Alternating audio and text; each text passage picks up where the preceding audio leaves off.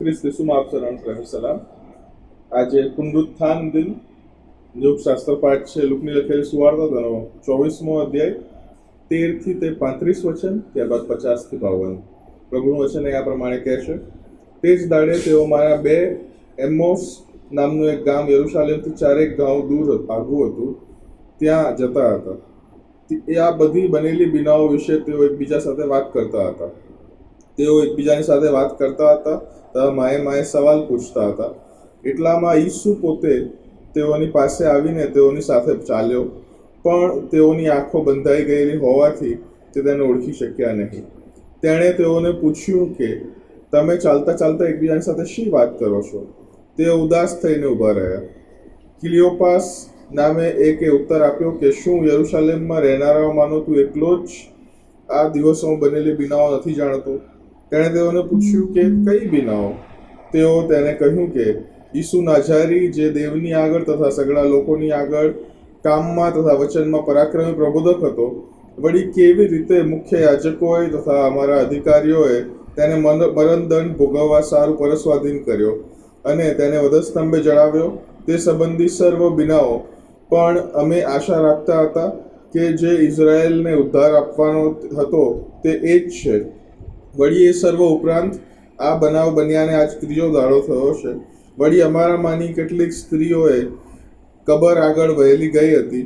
તેઓએ એમને આશ્ચર્ય પમાડ્યું, એટલે તેઓએ તેનું શબ્દ દીઠું નહીં. ત્યારે તેઓએ આવીને કહ્યું કે અમને દૂતોનું દર્શન પણ થયું હતું કે જેઓએ કહ્યું કે તે જીવતો છે. અમારી સાથેના કેટલાક કબર આગળ ગયા ત્યારે તેમણે પણ સ્ત્રીઓને કહ્યું હતું તે જ પ્રમાણે માલુમ પડ્યું, પણ તેને તેઓએ દીઠો નહીં. તેણે તેઓને કહ્યું કે ઓ અણસમજુઓ તથા પ્રબોધકોએ જે કહ્યું છે તે સર્વ પર વિશ્વાસ કરવામાં મંદબુદ્ધિઓ, શું ખ્રિસ્તે એ બધું સહેવું અને પોતાની મહિમામાં બેસવું જોઈતું નહોતું? પછી મૂસાથી સગળા પ્રબોધકોથી માંડીને બધા ધર્મલેખોમાં પોતાના સંબંધી વાતોનો ખુલાસો કરી બતાવ્યો. જે ગામ તેઓ જતા હતા તેની નજીક તેઓ પહોંચ્યા ત્યારે તેણે જાણે કે આગળ જવાનું કર્યું. તેઓએ તેને આગ્રહ કર્યો કે અમારી સાથે રહે, કેમ કે સાંજ થવા આવી છે અને દાડો નમી ગયો છે. તેઓની સાથે રહેવા સારું તે માહે ગયો. તે તેઓની સાથે જમવા બેઠો ત્યારે તેણે રોટલી લઈને સ્તુતિ કરીને ભાંગી અને તેઓને આપી. ત્યારે તેઓની આંખો ઉઘડી ગઈ અને તેઓએ તેને ઓળખ્યો, પણ તે તેઓની દ્રષ્ટિમાં અદૃશ્ય થઈ ગયો. તેઓ એકબીજાને કહ્યું કે જ્યારે તે માર્ગે આપણી સાથે વાત કરતો હતો અને ધર્મલેખનોનો ખુલાસો આપણને કરી બતાવતો હતો, ત્યારે આપણા મન આપણામાં ઉલ્લાસી નહોતા શું? તે જ ઘડીએ તેઓ ઉઠીને યરુશાલેમ ભણી પાછા વળ્યા અને 11 શિષ્યોને તથા તેઓની સાથેના માણસોને જ્યાં એકઠા થયા દીઠા. તેઓ કહેતા હતા કે પ્રભુ ખરેખર ઉઠ્યો છે અને સિમોનને દર્શન આપ્યું છે. ત્યારે પેલાઓએ માર્ગમાં બનેલી બીના તથા રોટલી ભાંગતા તે તેમનાથી કેવી રીતના ઓળખાયો તે કહી બતાવ્યું. 50 થી 52.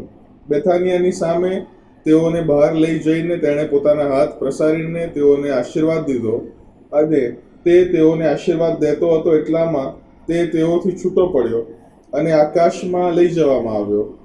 ભજન કરીને તેનું તેઓ બહુ આનંદ કરતા યરુશાલેમમાં પાછા વળ્યા અને તેઓ નિત્ય મંદિરમાં દેવની સ્તુતિ કરતા હતા.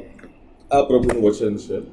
આજે પુનરુત્થાન દિન છે, એટલે કે ઈસ્ટર સન્ડે જેને આપણે કહીએ. જો તમે શેક્સપિયરની લખેલી હેમ્લેટ નામનું જો તમે પ્લે જોયો હોય અથવા વાંચ્યો હોય, તો એ હેમ્લેટ પ્લેની અંદર એવું એક ચિત્ર બતાવવામાં આવે છે કે જ્યાં એક દોષી માણસ હતો, પણ એ દોષી માણસનો અપરાધ એ ડાયરેક્ટલી એ પ્લેની અંદર એની સામે મૂકવામાં આવતો નથી અને ડાયરેક્ટલી કોઈ કન્ફ્રન્ટેશન કરવામાં આવતું નથી, પણ એની સામે એ પ્લેની અંદર બીજો એક પ્લે કરવામાં આવે છે કે જેથી કરીને જે દોષી માણસ છે તે એ પ્લેની અંદર પોતાની જાતને જુએ અને પછી એ સમજે કે ભાઈ એણે પોતે અપરાધ કરેલો છે. અને આવું જ તમને હિન્દી ચિત્રપટમાં પણ ઘણા બધા મૂવીઝમાં જોવા મળતું હશે.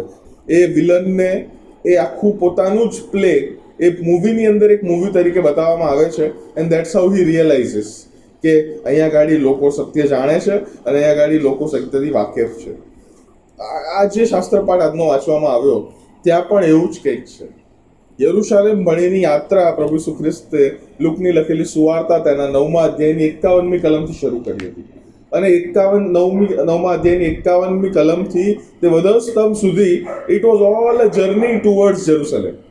પણ અહીંયા ગાડી હવે જ્યારે બે શિષ્યો એમ્મોસ નામના ગામ તરફ જતા ઈસુને મળે છે, ત્યાં ગાડી પ્રભુ ઈસુ ખ્રિસ્ત એ જર્નીની અંદર, બીજી એક જર્નીની અંદર એ આખી એ જે ધર્મલેખનો, પ્રબોધકો અને શાસ્ત્રોમાં જે લખેલું છે એ બધું ઇન શોર્ટ એમને કઈ બતાવે છે, just for them to realise. જે પહેલો શિષ્ય છે એનું નામ ક્લેઓપાસ લખવામાં આવેલું છે, અને બીજી શિષ્ય છે એ કદાચ એની પત્ની હશે, અને પતિ પત્ની તરીકે હવે યરુશાલેમ જે પર્વનો સમય હતો ત્યાં ગાડી યરુશાલેમમાં આ સમયમાં ઘણી બધી અભિનવો બની હતી. એ પ્રભુ ઈસુ ખ્રિસ્ત કે જેઓને તેઓ રાજા તરીકે વધાવ્યા હતા, એ પ્રભુ ઈસુ ખ્રિસ્ત કે જેને દુઃખ ભોગવ્યું હતું, એ કોડાનો માર ખાધો હતો, વધસ્તંભ ચડાયો હતો, મરણ પામ્યો હતો, એટલું જ નહીં પણ હવે એમનામાંની ઘણી સ્ત્રીઓને તેનું શવ ત્યાં દીઠું નથી, દૂતે દર્શન આપ્યું છે, કીધું છે તે ઉઠ્યો છે, પછી બીજા શિષ્યોએ જઈને તે કન્ફર્મ કર્યું છે. એ બધા છતાં અહીંયા ગાડી ક્લેઓપાસ અને બીજો શિષ્ય જે છે તે એમના ગામ તરફ પરત ગયા છે. અને પરત ગયા છે ત્યાં રસ્તામાં તેઓને પ્રભુ ઈસુ ખ્રિસ્ત મળે છે. તેમની આંખો બંધાયેલી હતી એવું પ્રભુનું વચન લખેલું છે.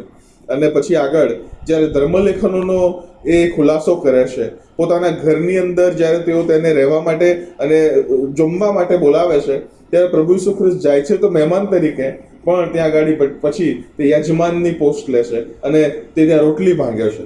રોટલી ભાંગીને સ્તુતિ ઉચ્ચારે છે અને ત્યાં ગાડી તેઓની આંખો ખુલી જાય છે.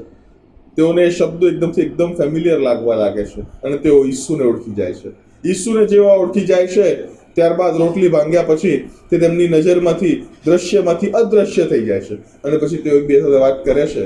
Were our hearts not burning when he was opening the scriptures for us? શું આપણા હૃદયો ઘણા હર્ષિત અને આનંદિત નહોતા થતા જ્યારે તે વચનોનો ખુલાસો કરી રહ્યો હતો? મારા વાલાઓ, અહીંયા ગાડી ક્લેઓપાસ અને જે બીજું શિષ્ય છે તે યરુશાલેમ ભણી પાછા જાય છે. જે વાત કહેવા માંગુ છું તે એ કે યરુશાલેમ અને વધસ્તંભ સુધીની જે જર્ની હતી એ પ્રભુ ઈસુ ખ્રિસ્તની હતી. એ પ્રભુ ઈસુ ખ્રિસ્તની એક જર્ની હતી અને ત્યાં ગાડી પ્રભુ ઈસુ ખ્રિસ્ત એમની જર્ની પરિપૂર્ણ કરે છે. વધસ્તંભ અને વધસ્તંભ બાદનું જે પુનરુત્થાન છે, એવરીથિંગ હી હેઝ કમ્પ્લીટેડ નાઉ. પણ શિષ્યો તરીકે પ્રભુને અનુસરનારા, પ્રભુના વચનો પાડનારા, પ્રભુ ઈસુ ખ્રિસ્ત પર વિશ્વાસ કરનારા વ્યક્તિઓ તરીકે, શિષ્યો તરીકે મારા વાલાઓ, હવે ડિસાઇપલશીપની જે જવાબદારી છે તે શરૂ થાય છે. શિષ્યપણાની જે જવાબદારી છે તે અહીંયાથી શરૂ થાય છે અને પ્રભુ ઈસુ ખ્રિસ્ત પછી 45, 46, 48 તમે જો કલમ વાંચો 24મી અધ્યાયની, it's a great commission given to disciples કે તમે હવે સઘળા દેશનાઓ જઈને શિષ્ય કરો. You make disciples of all the Nations.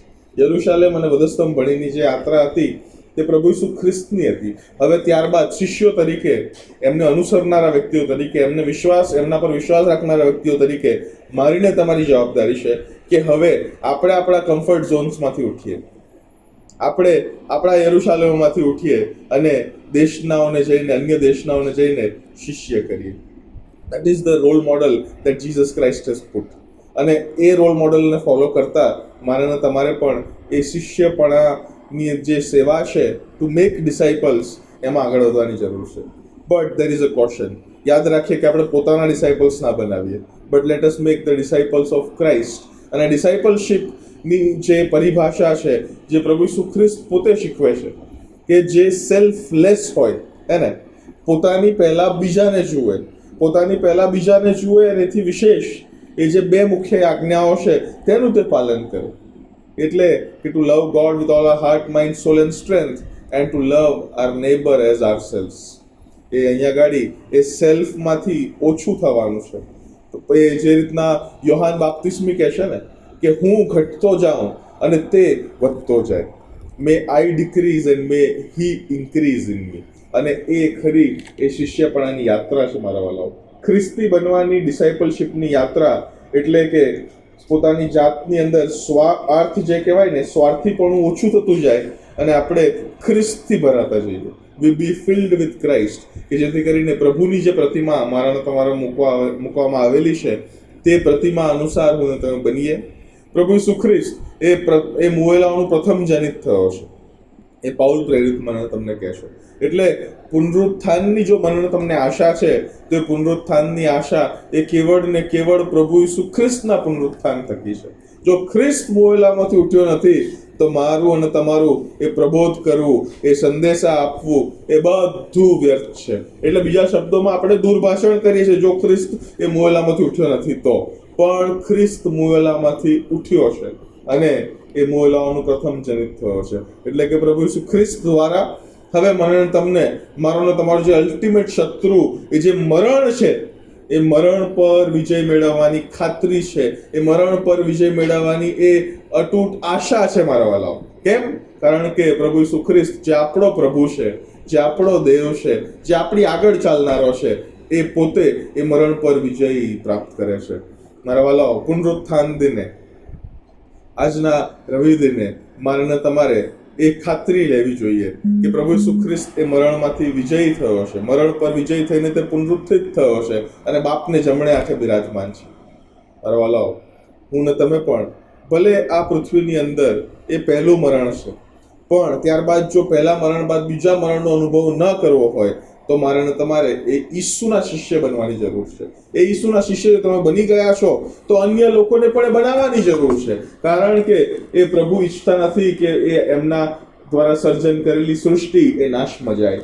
મારા વાલા, it is our disciples, it is our responsibility to be a disciple of Christ and to make disciples for Christ. પ્રભુ આપ સર્વને આશીષ આપો.